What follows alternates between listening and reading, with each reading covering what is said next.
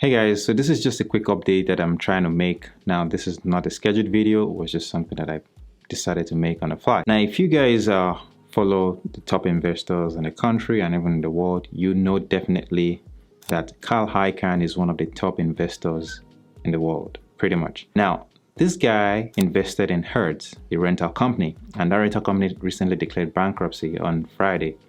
Now, the question is this. With all the data, with all the analysts working for this person and his level of knowledge and information that he has at his disposal, how did he not see that coming for Hertz? And that is a question that I'm asking you if you're an investor, if you're someone that tracks individual companies and invests in them. I do it, but I'll do it on a very minimal level. Very, very minimal. And I'm always impressed by people that talk about, being knowledgeable about a company and how a company can, perform well in the future, and they take all those risks, which is fine because there's nothing against that, especially if you have a very good knowledge of the company. But I have to be honest with you, as an average investor that is just, working and putting your money into a company that you barely know anything about, you need to understand that you cannot take risks like some people can. If someone like Carl Icahn can lose tons of money, if someone like Warren Buffett can actually lose tons of money as well, then who am I or who are you to say that you have a superior knowledge and you can forecast or predict what's going to happen to an investment? And that is exactly why I always talk about investing in index funds and mutual funds, because this would obviously take out the headache of you trying to figure out which company is going to win or which one is going to lose. Now, there are certain situations in which you can invest in single companies. Very, very rare situations. And this is a situation where a company that you know has very strong data to back your decision. Now, if you go ahead and do that, you got to also know that that situation can change over time. Carl Icahn invested about 40%, owned about 40% of Hertz. That was in 2014 was when these investments were made.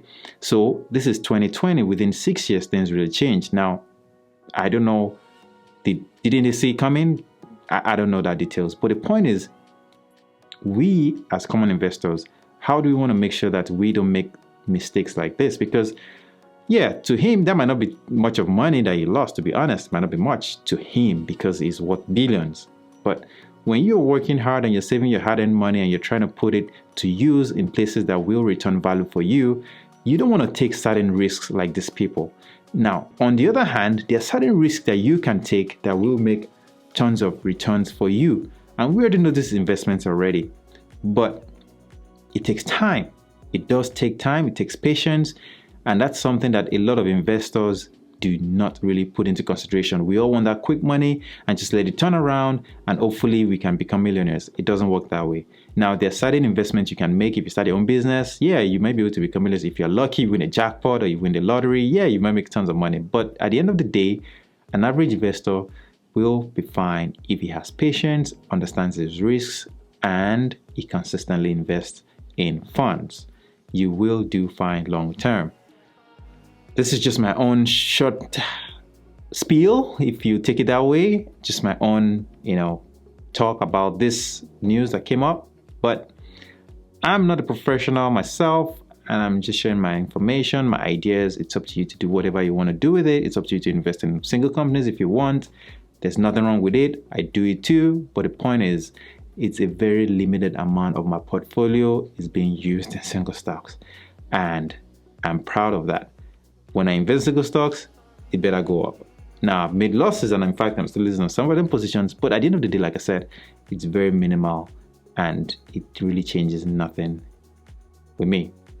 Well, if you have found some value in this video, if you think this is good, please give it a thumbs up. And let me know what you think. Share your ideas in the comment section below. Like I said, this is just something I decided to make on the fly to share with you guys and just let you think about it, and hopefully we can have a discussion about it as well. See you in my next video.